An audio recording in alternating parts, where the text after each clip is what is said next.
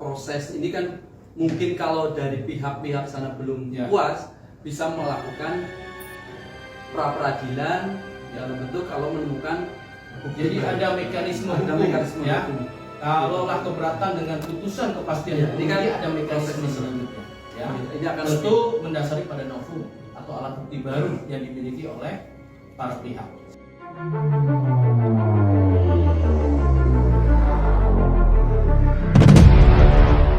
Kasus mahasiswa UI bernama Muhammad Hasya Attallah Saputra, 17 tahun yang meninggal ditabrak mobil Pajero dikemudikan pensiunan polisi berinisial ESBW berpangkat AKBP memasuki babak baru. Polisi menghentikan penyelidikan kasus kecelakaan tersebut dengan status korban sebagai tersangka. Penyelidikan kasus kecelakaan tersebut dihentikan setelah tim advokasi keluarga Hasya menerima SP3 dari polisi per tanggal 16 Januari 2023. Terkini, Direktur Lalu Lintas Polda Metro Jaya, Kombes Latif Usman malah menyebut bahwa pihak keluarga korban dipersilahkan mengajukan pra-peradilan jika tidak puas dengan hasil penyidikan. Di mana polisi menyatakan bahwa korban telah lalai hingga mengakibatkan kecelakaan. Menurut Latif, pihak keluarga Hasya bisa mengajukan keberatan lewat mekanisme tersebut jika memang memiliki alat bukti yang dapat membantah temuan-temuan dalam proses penyidikan. Ikuti terus berita menarik lainnya, jangan lupa like dan share seluruh akun Tribun Medan.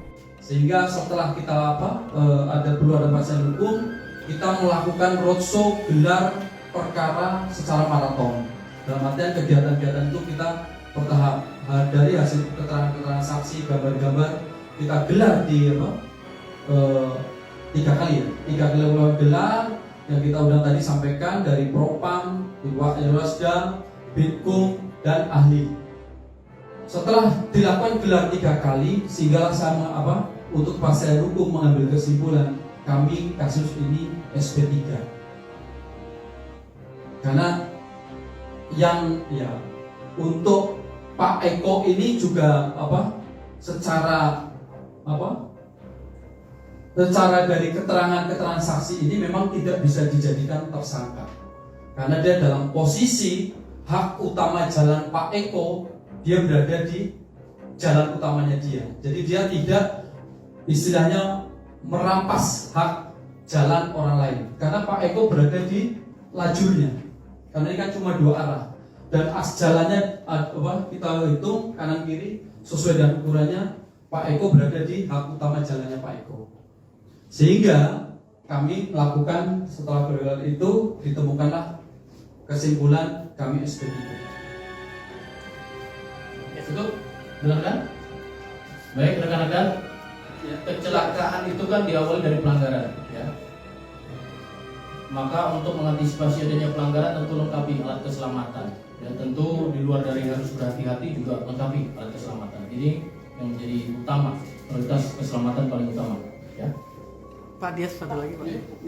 Pak, kan kalau dari pihak pengacara keluarga korban kan bilang kalau korban ini justru dijadikan tersangka walaupun kemudian di SP3. Nah, sebenarnya status korban ini apakah benar tersangka atau seperti apa? Iya, sesuai aturan daripada untuk kepastian hukum kan proses itu istilahnya kenapa di SP3? Pertama, kasus itu adalah kedaluarsa. Yang kedua, tidak cukup bukti. Yang ketiga, tersangka meninggal dunia. Gitu. Jadi ada kepastian hukumnya di situ. Kenapa kami SP3? Dari sinilah silakan untuk sebenarnya sendiri. Ya memang si ini bisa jadikan tersangka dengan posisi yang demikian. Sehingga kami hentikan perkara tersebut.